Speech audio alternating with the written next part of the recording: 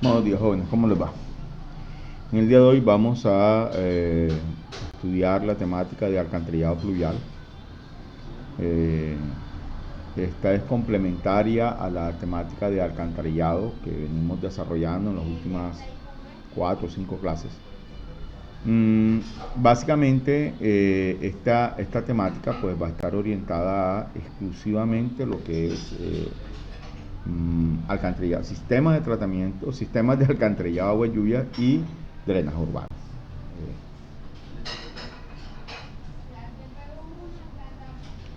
Necesariamente vamos a hacerlo como un estudio de casos, vamos a mirarlo desde ese punto de vista. En el artículo 148 nos habla del diámetro y vamos a hacer como un análisis comparativo entre el alcantarillado agua lluvia y el alcantarillado sanitario. Entonces, en el artículo 148 para alcantarillados fluviales y combinados, nos dice que trabajemos un diámetro interno real mínimo de 266 milímetros, pero así es como en el caso de la tubería de alcantarillado sanitario de 170 milímetros.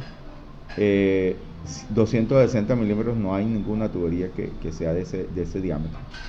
Así que debemos trabajar con la siguiente, 300 milímetros, que equivale a 12 pulgadas. Entonces, vamos a trabajar como tubería de diámetro mínimo en sistemas alcantarillados o lluvias, 12 pulgadas, de ahí en adelante. Criterio de autolimpieza. En alcantarillado sanitario hablamos de 1 pascal.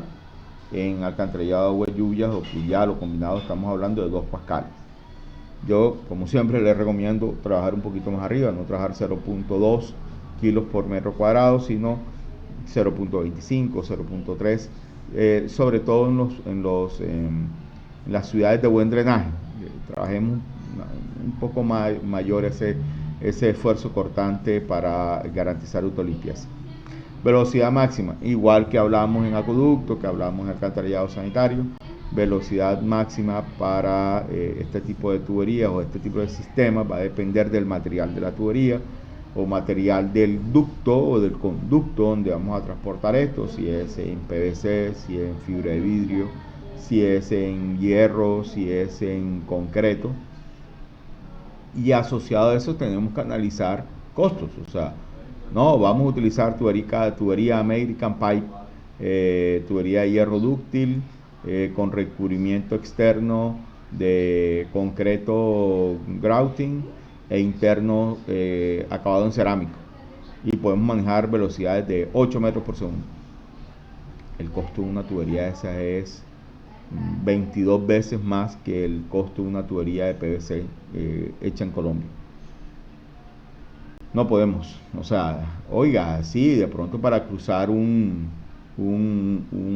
canal, un arroyo, un río, la tubería American Pipe es tubería autoportante, es decir, no necesitas estructura para sostenerla, con que la vayas uniendo y la vayas, llamémosle, atornillándola y ponerle unos tensores, ella se sostiene perfectamente. Así que, salvo en casos como esos, en los demás, perdón, no considero necesario hacer una inversión tan alta. Y su interventor pues tampoco lo va a ver como muy viable, que digamos. Entonces, velocidad máxima, siempre les recomiendo, como en el caso de alcantarillado, manejen 3.5 metros por segundo. Porque es que si no la tubería va a empezar a afectarse, las estructuras de interconexión, los manholes o las cajas de conexión que ustedes tengan. Así que mi recomendación es 3.5 metros por segundo como velocidad máxima. La norma nos permite hasta 5. Hagamos las obras tales que podamos bajar un poco esa tubería a 3.5. Disipemos la energía. Básicamente lo que hay que hacer es disipar energía. Ustedes saben que yo no leo la información que les estoy enviando, pues coloco en la diapositiva, voy como haciendo una explicación asociada a lo que va apareciendo allí. Para alcantarillados combinados, en donde nos toque mezclar aguas servidas con aguas lluvias, y esas aguas lluvias van a llegar a una planta de tratamiento y después van a llegar a un lago o a un río o a una ciénaga, etcétera, muy probablemente, si no utilizamos las prevenciones del caso, vamos a estar contaminando con heces fecales, con coliforme, con bacilo de coli, con coliformes fecales, vamos a estar infectando estas fuentes de agua. Yo normalmente por eso no evito utilizar o evito proyectar alcantarillados combinados.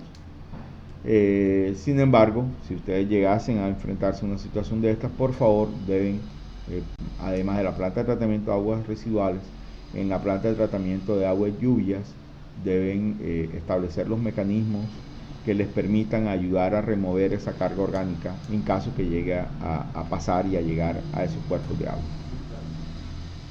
Bien, relación de profundidad y diámetro, tirante básicamente. En alcantarillado de aguas servidas hablamos de un 85%, en alcantarillado de agua lluvia estamos hablando de un 93%. Los requisitos, bueno, los requisitos a nivel de diseño hidráulico, ustedes ya lo aprendieron a diseñar canales en hidráulica, a calcular el caudal de esos canales en hidrología, y acá lo que estamos es con ese conocimiento cómo aplicamos la normativa para poder salir a construir con la norma, con la ley y teniendo en cuenta los conceptos de hidráulica y hidrología, un sistema de alcantarillado de agua y lluvia. Recuerden que siempre hablo de sistema de alcantarillado de agua y lluvias, y ahorita vamos a empezar a hablar sobre drenaje urbano, sistemas de drenaje urbano. No hablo de canalización, no hablo de transporte de agua, no hablo de disposición de agua y lluvia, hablo de sistemas de alcantarillado de agua y lluvia, o sistemas de alcantarillado fluvial o sistemas de drenaje urbano. Porque es que debemos ver la integralidad del sistema, no solamente la captación y la descarga, sino que debe haber un tratamiento, la captación, el transporte, tratamiento, es importante el tratamiento, y después sí la disposición al río o al mar. ¿Por qué el tratamiento? Por algo muy sencillo. Desafortunadamente, sobre todo en los países latinoamericanos, pero esto es un problema mundial. O sea, ustedes lo ven en Australia, lo ven en Holanda, lo ven en España, lo ven en Estados Unidos. En las calles hay basuras. Cuando llueve, todas esas basuras van al sistema de alcantarillado de agua y lluvia. De hecho, las calles decimos, ve, la calle quedó limpia, pero limpia fue que toda esa basura se fue a algún sitio. Aquí en Barranquilla, pues se va directo al río, sin tratamiento alguno. Estamos lanzando al río no solamente basuras, que había hasta una costumbre, tristemente había una costumbre en Barranquilla antaño, era que cuando llovía la gente salía, la gente que iba frente a los arroyos, salía con la basura y la tiraba en el arroyo. Todavía lo vemos en muchas zonas de la ciudad, tristemente, y es un problema cultural en muchas zonas del país, no solamente en la costa atlántica, muchas zonas del país. Y esas basuras, sumado a los aceites que botan los vehículos, todos los vehículos botan aceite en mayor o en menor medida, lubricantes y aceites gotean de los vehículos en mayor o en menor medida. El más nuevo botará menos, el más antiguo botará más, pero todos botan. Y esos aceites y lubricantes, cuando llueva, ellos como pesan menos que el agua, su densidad es menor que el agua, flotan encima del agua, y cuando llueve todo eso se va con las aguas lluvias. Entonces debemos poder, llamémosle, separar esos aceites también antes de disponerlo. Bueno, los canales, ¿cómo lo debemos diseñar? Debemos diseñarlos por gravedad. Todo el tema de aguas lluvias va a ser diseñado por gravedad. Preferiblemente que sea un flujo uniforme, que lo diseñemos allí. La sección del canal debería ser cerrada en las ciudades. Si es abierta, debemos protegerla, debemos cumplir todas las características que estamos definiendo acá. La gran mayoría de ciudades es cerradas, ¿por qué? Porque si no tendríamos un canal que cruza la ciudad. Normalmente lo cierran y encima colocamos vías. Ahí, llamémosle, ahí, ¿cómo le llamamos? Casos tristes en donde hemos cogido arroyos o ríos o quebradas y las hemos tapado totalmente. Por ejemplo, la calle 13 en Bogotá, allí había un manantial y corría agua y la taparon, le pusieron una calle encima. En algunas obras de peatonalización de esa zona, parte de ese hilo de agua, llamémosle, lo hicieron visible, pero después, o sea, lo hicieron visible como 2 cuadras, pero el resto sigue bajo una calle, bajo una vía. Y así lo hemos hecho en varias zonas del país.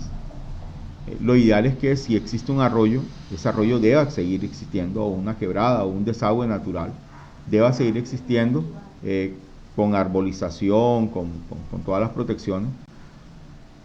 Perdón, muchos nos dicen no, que es que el arroyo se sale del cauce. No, nosotros nos metimos al cauce y él está recuperando su zona. No podemos diseñar para un aguacero que se repite una vez al año, o sea, todos los años llueve esa intensidad.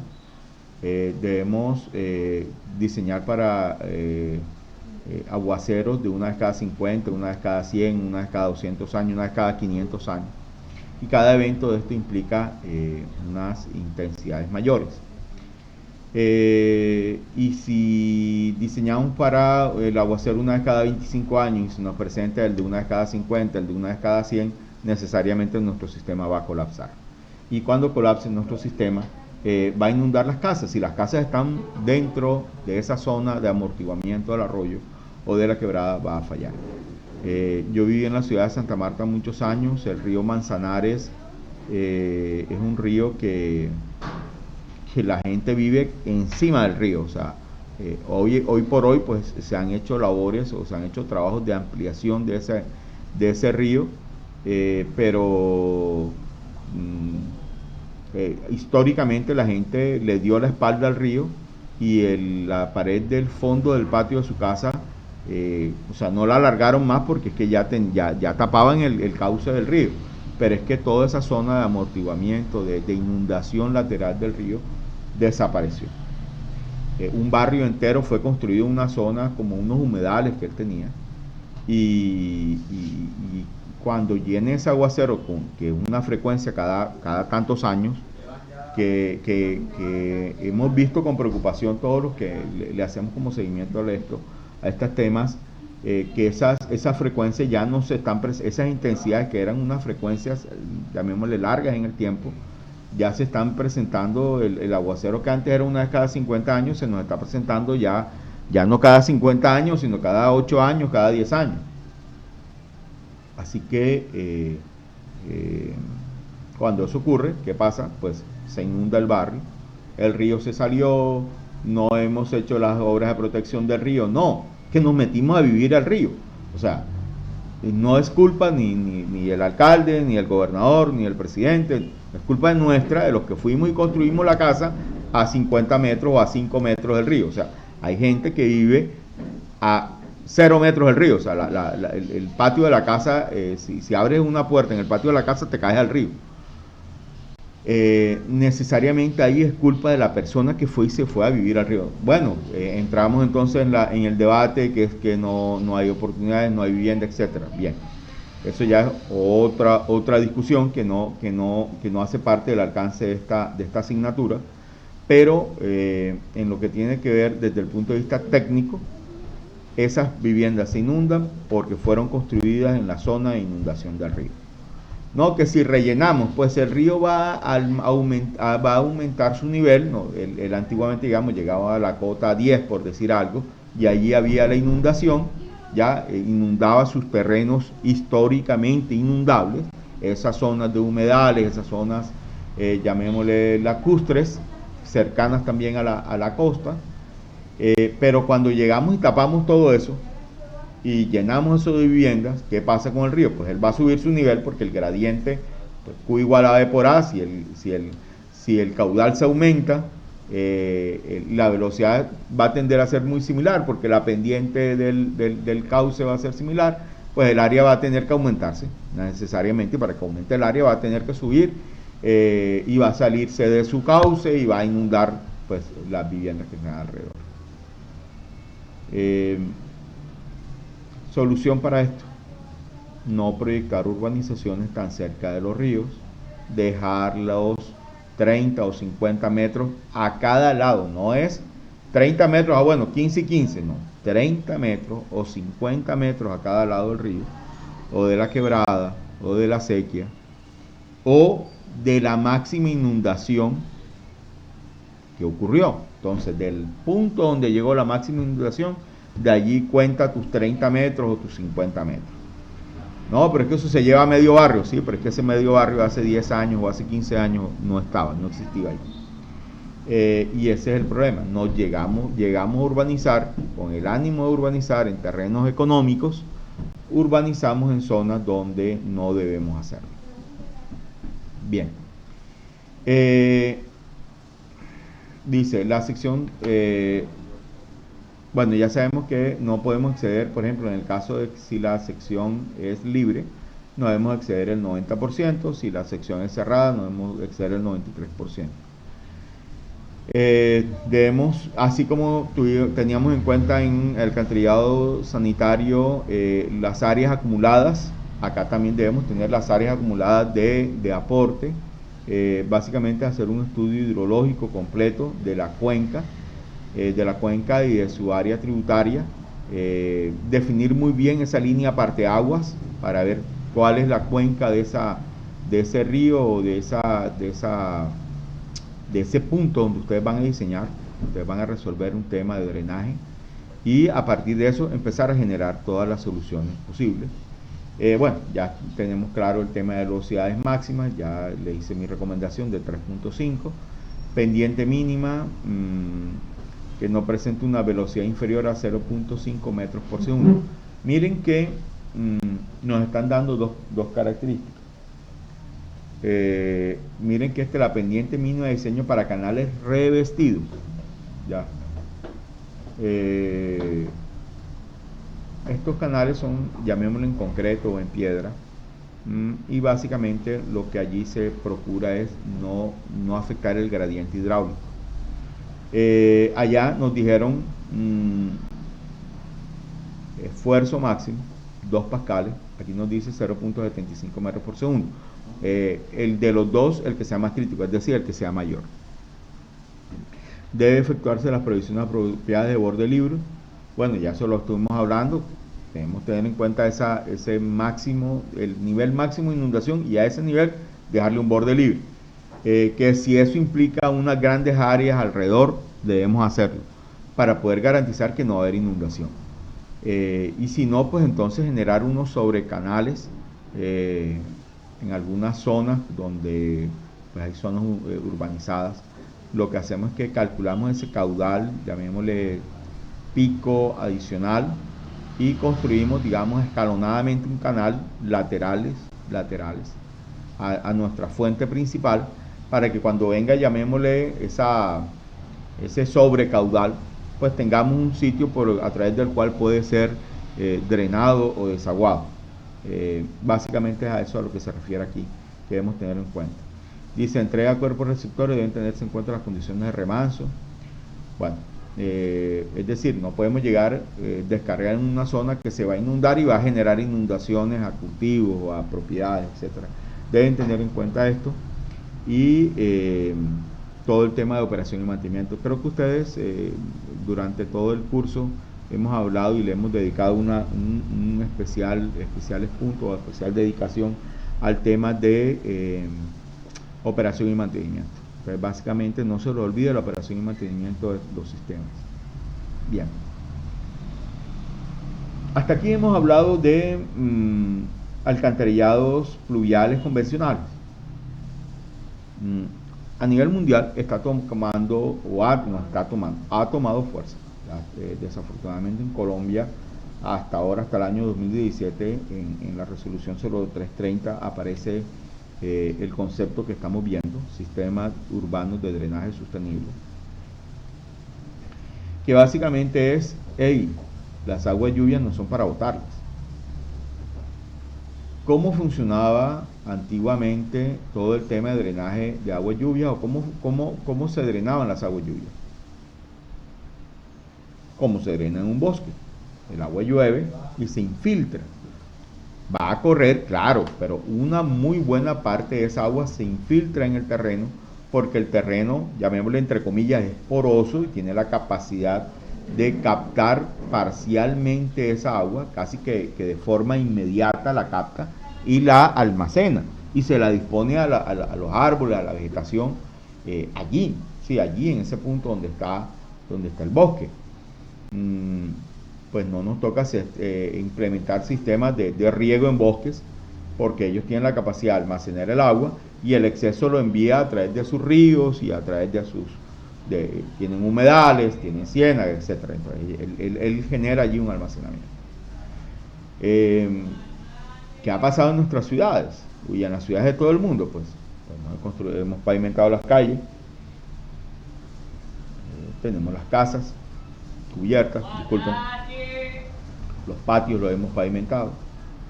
Entonces ya no queda, de pronto, digamos,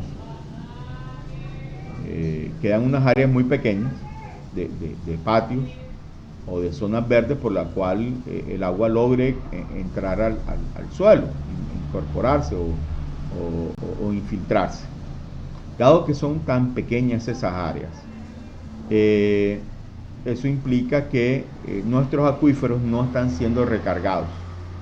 Y antaño encontrábamos agua muy cerca, niveles freáticos muy cerca, y lo que hemos empezado a observar es que en las ciudades las capas freáticas superiores han desaparecido prácticamente.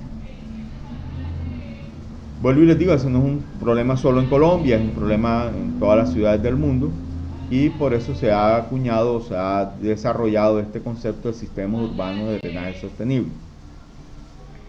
Por ejemplo, en ciudades como, o en países como Canadá, esto está implementado. Básicamente lo que implica es que ustedes saben que el aguacero ocurre un gran caudal en 20 minutos, 25 minutos, 30 minutos cuando mucho, ¿sí? Es un gran caudal pico en un tiempo muy corto. El resto del tiempo está solo ese sistema de drenaje. Entonces ustedes dicen, ¿para qué vamos a diseñar para manejar un caudal pico tan alto en un tiempo tan pequeño? Si pudiésemos almacenar parte de esa agua, o si pudiésemos desviar esa agua hacia otra parte, podríamos manejar unos caudales mucho menores, y eso implicaría unas obras hidráulicas mucho más pequeñas, mucho más económicas. Entonces, por ejemplo, por ley en Canadá, todas las casas, todas las urbanizaciones, todos los edificios deben almacenar un 30%,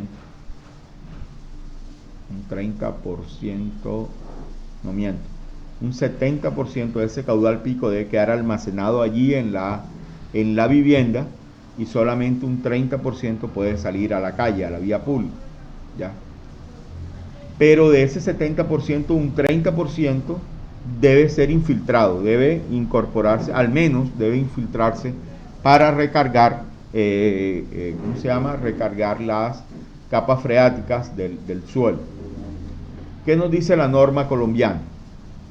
Nos dice que para nuevos desarrollos urbanos, es decir, para lo que existe, déjalo como está, momentáneamente, pero para las urbanizaciones nuevas, para los edificios nuevos, dice, donde se modifique la cobertura del suelo, es decir, la ciudad llegaba hasta aquí, hasta esta calle, hasta la 105, de aquí para allá vamos a continuar urbanizando, es decir, de aquí hacia allá, se deben generar estrategias con el fin de mitigar el efecto de impermeabilización de las áreas en el aumento de los caudales de escorrentía. Es decir, en todo lo que vaya de allí hacia allá, todo lo nuevo, no puede seguir construyendo como venimos construyendo, porque eso nos va a generar unos caudales picos muy altos para nuestro sistema de alcantarillado existente. Pues dice, en esas áreas nuevas se requiere diseñar sistemas urbanos de drenaje sostenible, con el objeto de reducir mínimo un 25% del caudal pico. Miren que Canadá está en un 70% de ese caudal pico. En algunas zonas, digamos en la zona donde un ingeniero conocido de mi familia, bueno, un familiar de mi esposa que vive en Canadá, al 70% en la zona donde él está, pero él me dice que hay otras zonas donde llegan al 90%. Debe ser retenido en la casa, en el edificio, en el conjunto, donde esté. De hecho, si ustedes observan películas en Canadá, siempre ven al lado de las casas o al lado de los conjuntos como unos laguitos. Es más, entren a Google Earth y hagan unos acercamientos en ciudades rurales. No, pues no van a acercar Toronto, pero bueno, incluso Toronto en las zonas alrededor sí, pero sobre todo en las rurales o en los municipios más pequeños, sí van a empezar a encontrar este concepto. En los conjuntos, en las casas, tienen un pequeño lago al lado, que básicamente lo que hace es que almacena las aguas lluvias y las dispone allí para riego o para que pase al sistema de drenaje urbano de la ciudad, pero en unos caudales muy pequeños. Es decir, él almacena el agua del aguacero y después, 2 días después, todavía está descargando el agua. Es decir, almacena, pongamos valores, almacena 20 metros cúbicos en un aguacero y después empieza a traer una tubería, digamos, de 2 o de 3 pulgadas a descargar esos 20 metros cúbicos. Pues se va a demorar muchas horas haciendo esa descarga, dependiendo de la pendiente, etcétera, pero se va a demorar muchas horas haciendo esa descarga. ¿Ya? Si ocurre un aguacero, pues el tanque va a seguir llenándose y el agua va a seguir saliendo en un tiempo, llamémosle, no va a ser un caudal pico, que en 20 minutos va a salir todo el agua, sino que el agua va a salir lentamente en el transcurso de horas o días incluso. Hay incluso tanques de tormenta o estanques de tormenta, que pueden estar en un parque, que pueden estar en los primeros pisos de un edificio. Hay en películas europeas uno logra observar. De hecho, por ejemplo, hay una película que se llama la del banco La Casa de Papel, que en una de las últimas temporadas habla de hecho así se llama el capítulo, se llama Estanque de Tormenta. Y básicamente lo que ellos muestran es que su punto de trabajo era un sitio, y ustedes lo observan, son unas columnas muy grandes, muy espaciadas y no hay nada. ¿Por qué? Porque ese tanque que está construido, digamos, 1, 2 o 3 pisos por debajo del nivel de la vía, lo que él hace es que cuando llueve, él se almacena todo el agua, él se llena, todo ese sótano se llena de agua, completo, todo se vuelve un tanque de agua de lluvia. Y después él va dejando salir esa agua lentamente. Con eso no tienen que construir, como nos ha tocado aquí en Barranquilla, construir unas canalizaciones de arroyos exageradas, sino que pudimos haber metido un tubo de 1,5 metros, ¿sí?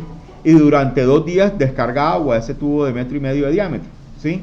Pero no teníamos que hacer unas celdas de 9 metros de ancho, 2 metros de alto, durante 4 o 5 kilómetros para poder desaguar o canalizar el arroyo, sino que si ese arroyo pudiésemos almacenar en cada casa agua, y que de cada casa saliese un poquito de agua, pues necesitábamos unos diámetros muy pequeños, porque esa misma agua que ahora estamos teniendo la capacidad de desaguar en 20 minutos, pues la podríamos desaguar en 20 horas. Entonces eso hace que nuestros tanques y nuestras infraestructuras sean mucho más pequeñas y los costos de esa infraestructura sean menores, la operación y mantenimiento de esa infraestructura son menores, y además apoyamos el medio ambiente, estamos estamos recargando los acuíferos, ¿sí? Estas hubiesen sido soluciones mucho más efectivas que coger y romper media ciudad con todos los trastornos, con todos los traumatismos que hubiesen llegado. Esta ley, estuvimos en mora de hacerlo, la JICA, la comisión japonesa que estuvo en Barranquilla finales de los años 70, principios de los 80, ellos recomendaron sistemas similares, pues no se llamaba sistema urbano de drenaje sostenible, no lo llamaron así.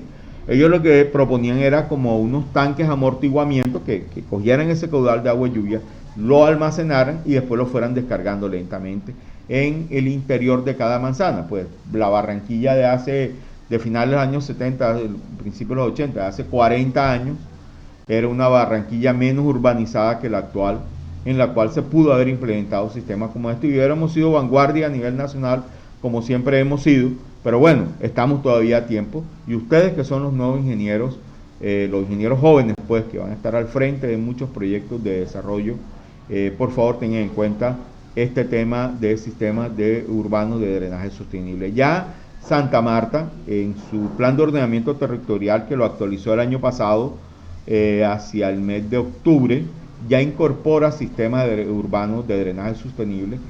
Ya las curadurías en Santa Marta están empezando a exigir para los nuevos desarrollos urbanos.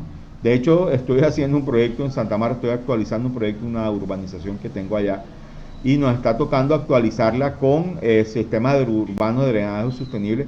Nosotros a la urbanización le teníamos algo proyectado, pero dado que ya lo van a volver a exigir, ya es un requisito, nos estamos nosotros volviendo un poco más exigentes. Nosotros no estamos reteniendo el 25%, vamos a retener el 55% en esa urbanización. El resto no lo logramos retener, pero el caudal pico sí lo vamos a disminuir en un 55%. Así que ya el resto lo podemos manejar en vía, en calle. No hay que, tenemos como una quebrada lateral, así que se le va a hacer unas descargas, van a haber unos tanques de tratamiento allí para que el agua, las arenas, los grasas, las basuras se depositen allí, se decanten allí, y después sí las vamos a descargar a la quebrada y al medio ambiente. El 55% se va a infiltrar. Una parte de ese 55 va a ir como a un embalse para que se mantenga ese embalse o ese lago, realmente es un embalse, se mantenga allí, pequeño pero es un embalse, se mantenga allí agua en la temporada seca para riego. Sistema de alcantarillado sanitario va a tratamiento y regresa, se reutiliza en riego. Y vamos a sembrar peces, etcétera. Así que deben tener en cuenta pues eso para sus predicciones. Bien, por favor lean esta parte, la sección 5 y la sección 6, que ya son estructuras complementarias y puestas en marcha de sistemas de alcantarillado. ¿Cómo estamos trabajando en Colombia? Estamos trabajando así como está la fotografía, como la fotografía que estamos viendo en la pantalla.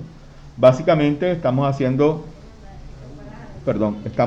estructuras de concreto, tipo box, para el desagüe de este tipo de aguas. Estructuras muy costosas, como les digo, si esta estructura le estuviésemos haciendo lo del 25% o lo del 50%, hablemos de un 50%, pues ya esta estructura sería la mitad de la que vemos. Pudimos haberla manejado con 3 tuberías de ese diámetro, eso puede ser 1,5 metros, 3 tuberías de 1,5 metros y listo. Mucho más rápido, mucho más económico, mucho más fácil de construir, eficiente en todo sentido y mucho menor impacto con el medio ambiente, mucho menor impacto, llamémosle, en la movilidad urbana de las ciudades. Bueno, tienen muchas ventajas. Una de las problemáticas cuando construimos, bueno, primero cuando construimos sistemas de alcantarillado sanitario, hablamos de que las estructuras de interconexión son manholes o pozos de inspección, que el diámetro varía entre 1,20 y 1,80 dependiendo de la profundidad del manhole. 1,20 para los más cortos, 1,50 llamémosles el más usual, entre profundidades de 1,40, 1,50 a 3 metros. Ya cuando tiene profundidad superior a 3 metros, el diámetro sí debe ser un poco mayor, 1,80, 2 metros, por la profundidad a la cual va a estar trabajando el operario, y por facilidad de operación.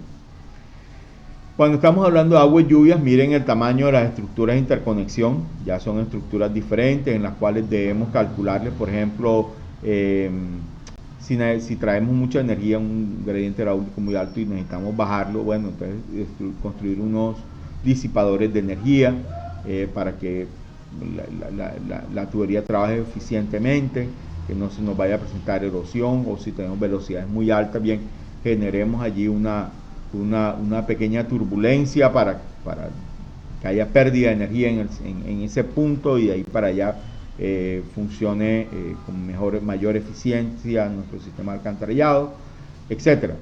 Normalmente los alcantarillados o lluvias, si no hemos disminuido, llamémosle el caudal, nos va a manejar pendientes muy pequeñas. Él requiere pendientes muy pequeñas, casi que con las pendientes naturales son excesivas. Por ejemplo, la canalización del arroyo del 84, la calle 84, llamémosle, en su terreno natural maneja pendientes superiores al 3%.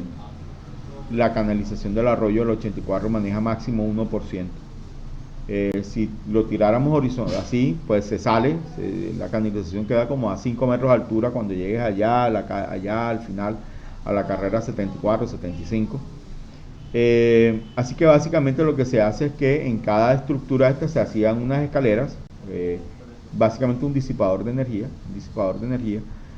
para poder cambiar de un nivel al otro y poder manejar el 1%. Entonces se hizo ese escalonamiento en las estructuras de interconexión.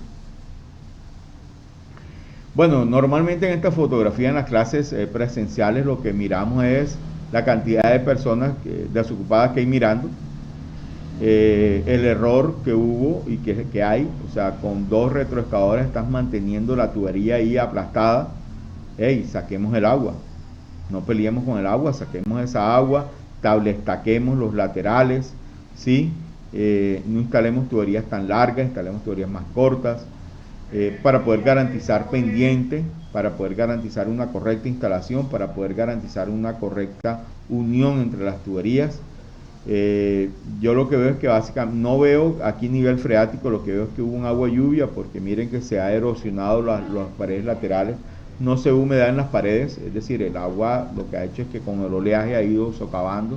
Es un peligro, un material arenoso, es un peligro porque se puede presentar derrumbes y podría afectarse esos trabajadores que están dentro de la zanja.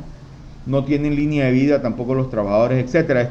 Mejor dicho, esta es la foto de lo que no debemos hacer en la instalación o en la construcción de una tubería de alcantarillado, de agua lluvia o de alcantarillado incluso, normal, sanitario. Adicionalmente, sí, pues el diámetro, para que ustedes vean una proporción del diámetro, es una tubería de unos 90 centímetros de diámetro, más o menos debe tener esa tubería, 90 centímetros, 1 metro de diámetro. Bien. Otro de los problemas que se nos presentan cuando estamos construyendo sistemas de alcantarillado de aguas lluvias es que llueve y el agua logra entrar dentro del sistema cuando está en construcción. Eso implica, por ejemplo, como observan en la fotografía, que hay una zona aquí que está llena de barro. ¿Ya? No hemos tenido, ¿por qué? Porque la tubería la instalamos a una velocidad y somos muy lentos, y eso en todas partes, somos muy lentos en la construcción de las estructuras de interconexión. Entonces, mi recomendación, cuando ustedes estén al frente de un sistema, de la construcción de un sistema de alcantarillado, ya sea agua lluvia o aguas servidas, estas estructuras de interconexión construyanlas muy rápido. Una retroexcavadora, digamos, si ustedes empiezan un alcantarillado y ponen a 2 retroexcavadoras a instalar tuberías de alcantarillado, en un día les abren 150 metros cada retroexcavadoras pequeñas, les abren zanjas de 150 metros fácilmente. Es decir, que ustedes en un día instalan 150 por 2, 300 metros de tubería. O sea, al día siguiente, porque esto se vuelve una escala. Un día excavas, el otro día bajas las tuberías, el otro día estás compactando, ¿sí me explico? Entonces ustedes instalan tubería, en 3 días ya han instalado 300 metros, pero como se vuelve una secuencia, al cuarto día también instalaste 300 metros, al quinto día 300, al cuarto día, etcétera. El problema es que la construcción de estas estructuras de interconexión no somos tan rápidos. Entonces son 3 cuadrillas que tenemos y ya vas tú 5 cuadras más allá y todavía tienes todas estas últimas 5 cuadras sin manjoles, y entonces todas las esquinas las tienes así como ves en la figura, en la fotografía. Eso es un error. Esto es un error porque llueve y se va a meter el agua, se va a llenar de barro, y después el costo de limpiar esa tubería para poderla entregar en funcionamiento es bastante alto. Entonces, recomendación: protejan las bocacalles, el material de la excavación, colóquenlo alrededor y eviten que las aguas lluvias lleguen. Dejen zonas de drenaje, zonas de esas que si llueve el agua tenga por donde evacuarse y que no les caiga dentro de su obra. Y tercero, adelanten estas obras civiles con la mayor prontitud posible. Esto es un sistema, esto es un arroyo. Aquí en Barranquilla hay uno similar así, se llama gramoquín, un adoquín perforado, llamémoslo, como los calados de antaño. Con eso forran el fondo, le das una garantía de que no hay erosión en el fondo, estabilizas el fondo, puedes sembrar pasto en cada huequito de eso, puedes sembrar pasto, se va a ver verde el fondo del canal. También te ayuda a la infiltración, porque por cada huequito de eso se puede meter agua y vas infiltrando agua en el terreno. Aquí en Barranquilla hay uno aquí en Soledad, diagonal al parque Mubdi, donde hay un puente en la calle 30 sobre la entrada del barrio Hipódromo, a mano derecha, mirando hacia el barrio Hipódromo, es decir, de espalda al Mubdi, mirando hacia el río, a mano derecha hay un canal que está hecho con este tipo de material. Bien, yo les traigo esta fotografía. Esta es de México, pero si ustedes miran en Dinamarca, miran en España, miran en Estados Unidos, las estructuras de captación de agua y lluvia son iguales, o sea, eso no cambia en el mundo, son exactamente iguales. Son unas rejillas por las cuales entra el agua.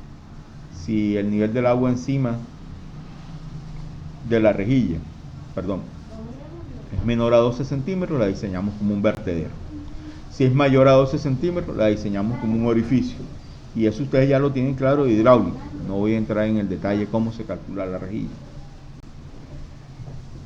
Lo que sí quiero mostrarles es que hay muchas formas de colocar esa rejilla, unas llamémosle más agradables que otras.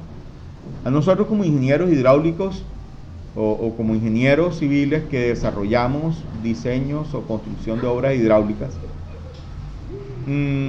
básicamente lo que necesitamos es que el agua entre, ¿sí? El agua entre dentro del sistema, básicamente. No necesitamos otra cosa.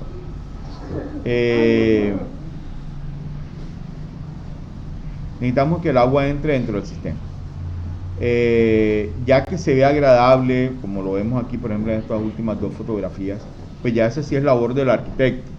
Sí sería bueno que en proyectos de desarrollo urbano tengamos la capacidad de trabajar conjuntamente con el departamento de arquitectura, con los diseñadores, para que esa solución que vayamos a implementar nosotros esté en un total, llamémosle, sintonía con lo que definen los diseñadores arquitectónicos, y que nuestro sistema funcione correctamente. ¿Okay? Eso es lo más importante. Una solución integral, ¿cuál sería? Bueno, les traigo esta infografía, no es de autoría mía. Allí aparece la referencia. Yo les comparto esto para que puedan rastrear el link. Pero básicamente aquí estamos haciendo, miren, hay un parqueadero en esta zona. Sí, hay un parqueadero que está captando las aguas lluvias y le está haciendo 2 cosas. Miren que hay un tratamiento para separación de contaminantes. Hay un almacenamiento que también está infiltrando, ¿sí? Y hay un caudal que se está evacuando, que se está enviando a la red municipal, ¿sí? Aquí lo que nos están diciendo es que nos estamos garantizando un 80% de infiltración del agua. Solamente un 10% va a correr por la calle, ¿ya? un 10% se va, llamémosle, a perder o a salir por evapotranspiración, es decir, por efecto del sol y por efecto del viento. Ya, acá solamente habla de evaporación, pero realmente, sobre todo acá en la costa, vamos a tener el efecto de evapotranspiración, es decir, una parte del agua va a ser evaporada por efecto del calor del sol y otra parte va también a ser, llamémosle, diluida por efecto del viento. Bien, pero aquí vemos un sistema, llamémosle, donde nos está manejando un 80% de infiltración y solamente un 10% va por la calle. Volvemos al ejemplo de los arroyos. Un arroyo que aquí lo canalizamos con un ducto o con varios conductos que sumados daban 7 metros de ancho por 2 metros de alto. Eso nos da 14 metros cuadrados. Si hubiésemos podido aplicar un sistema como el que estamos viendo en pantalla, pues de esos 14 metros cuadrados nada más requeríamos 1.4 metros cuadrados de área. Así que una tubería de un diámetro de 1,80 m, 2 metros, evacuábamos ese caudal muy eficientemente y ayudamos al medio ambiente. Entonces vean que ya hay ciudades como Santa Marta que nos están exigiendo este tipo de sistemas. Esto no, esto lo hacen allá en Canadá, lo hacen en Europa, lo hacen en Estados Unidos. No, ya nos toca también a nosotros en Colombia empezarlo a implementar y uno de sus talleres va a ser precisamente eso. Les traigo aquí unos ejemplos.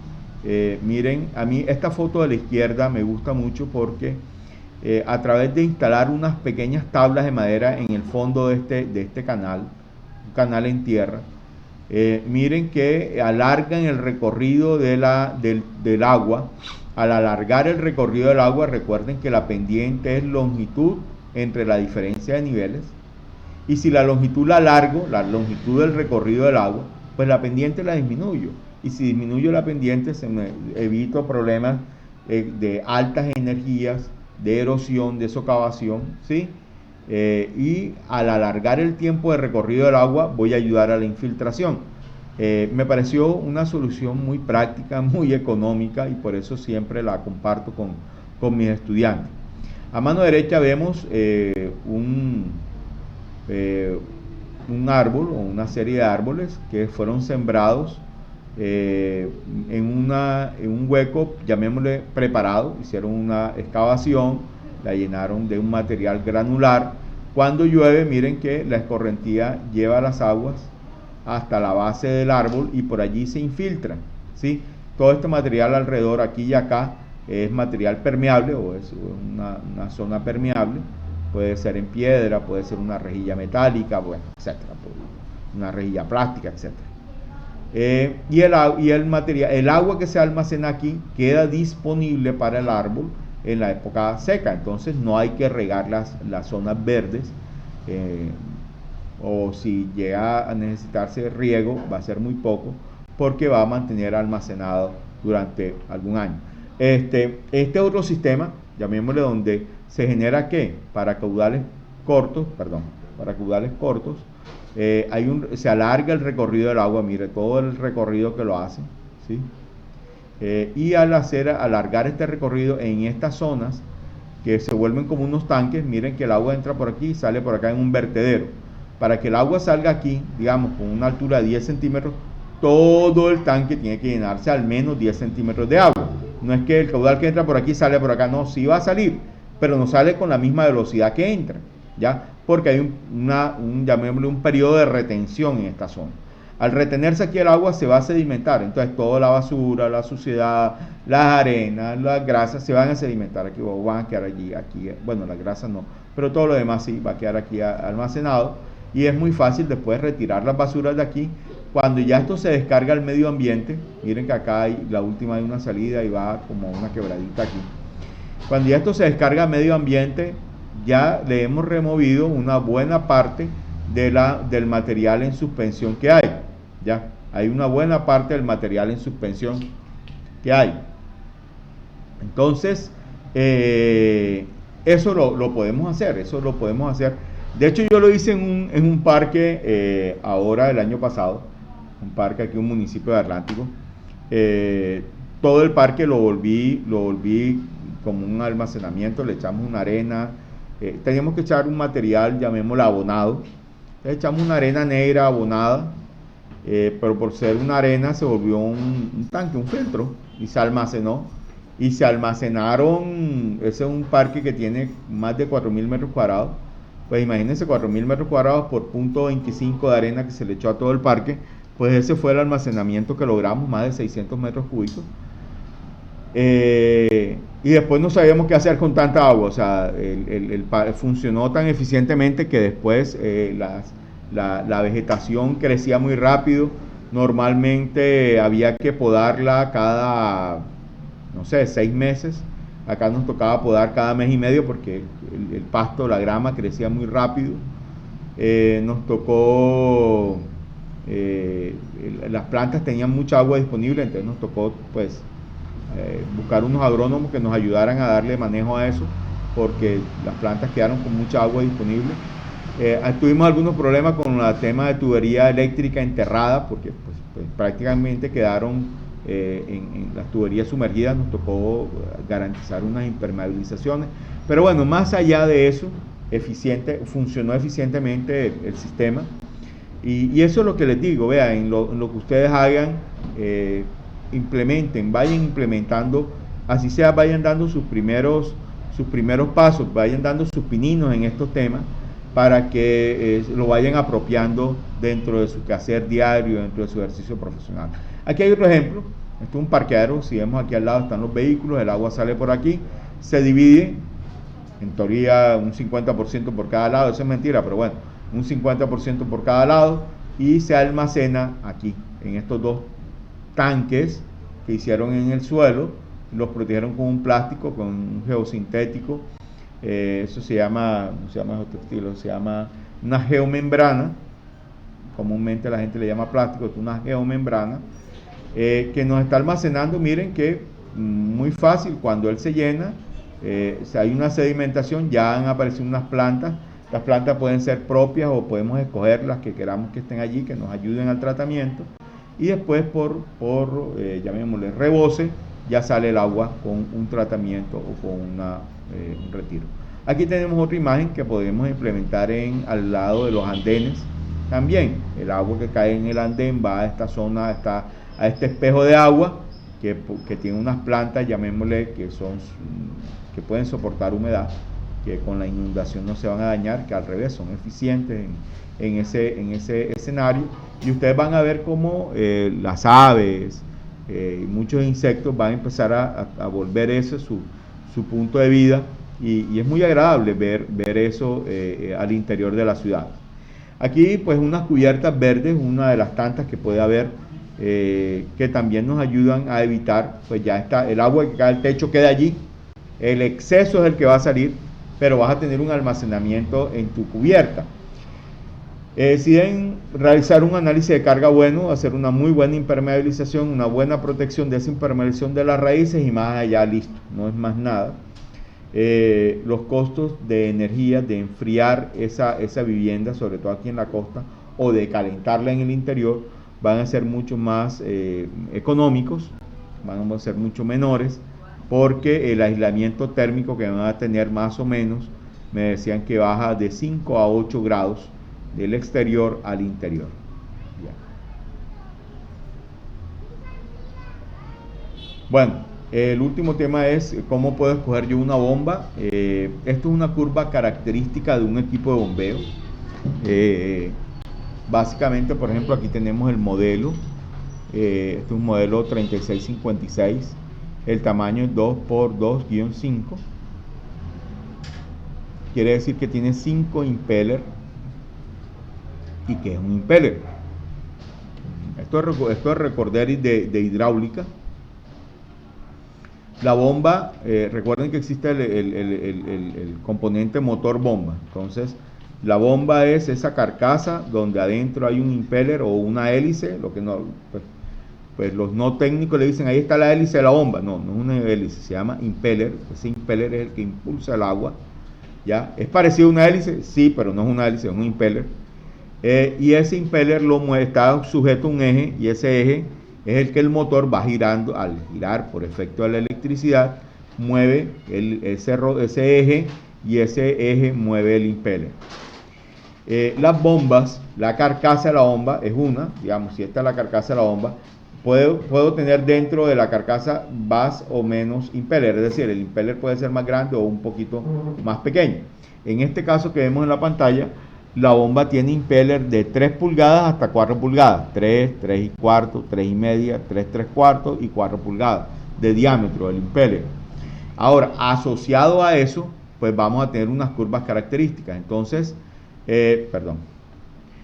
por ejemplo, esta curva es para la bomba que tiene un impeller de 3 pulgadas. Solamente funcionaría así, con esta curva. La bomba de 4 pulgadas trabajaría en este. No puedo trabajar una bomba con un impeller de diámetro de 4 pulgadas con esta curva. No, porque esta es la de 3,5. Podríamos haber generado una curva para la de 4, una para la de 3, una gráfica. Sí, claro. Pero es que esta es una misma bomba. Todas estas gráficas es la misma bomba. Si tú le cambias el impeller, lo que hace es que subes o bajas en esta gráfica. Estas líneas que ves aquí como en diagonal, pero contrarias a la otra, son la eficiencia.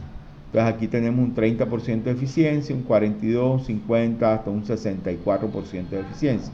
Entonces lo ideal es que nuestra bomba trabajara, digamos, si es de 4 pulgadas, trabajara del 60 al 60, es decir, en esta zona de aquí. Sí, bien. A diferencia de las bombas, de las otras gráficas que hemos visto, yo no puedo poner a trabajar una bomba, digamos, aquí. No, la bomba me va a trabajar a lo largo de la curva. Es decir, en el punto exacto en que me da la curva.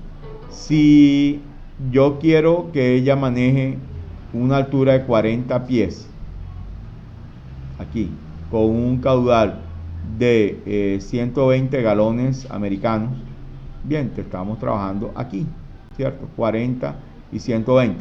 Pero si me dice, no, es que yo estoy manejando 35 galones a 120 galones a 35 pies, eso te daría como por acá. Bueno, pero ¿cómo trabajo? Si la bomba me está diciendo acá, como tu altura de descarga es menor, ¿qué va a pasar? Ella te va a enviar un mayor caudal, ¿sí? Y la eficiencia va a bajar. Ella misma se va a equilibrar en cuanto a el caudal y las pérdidas. Entonces ella va a empezar a llegar hasta ese punto a hacerte una descarga. Pero recuerden, ella va a estar trabajando a lo largo. Disculpen que aquí me está vacilando el mouse. A lo largo de esta curva característica. ¿Ok? Les dejo estos 3 modelos de bombas y les dejo allí como unos valores para que los busquen, los grafiquen y bueno, y cualquier cosa me preguntan. Pero para que busquen este caudal y esta altura dinámica total para que vean cómo va trabajando. Si quieren lo desarrollan, me lo envían al Moodle y con muchísimo gusto yo les aclaro dudas o me escriben por Teams y yo les aclaro dudas. Bueno, jóvenes, hasta aquí pues la presentación del día de hoy. Cualquier cosa pues me comentan. Un abrazo, saludos a todos. Sigan cuidándose como siempre les he dicho, que el COVID no ha desaparecido.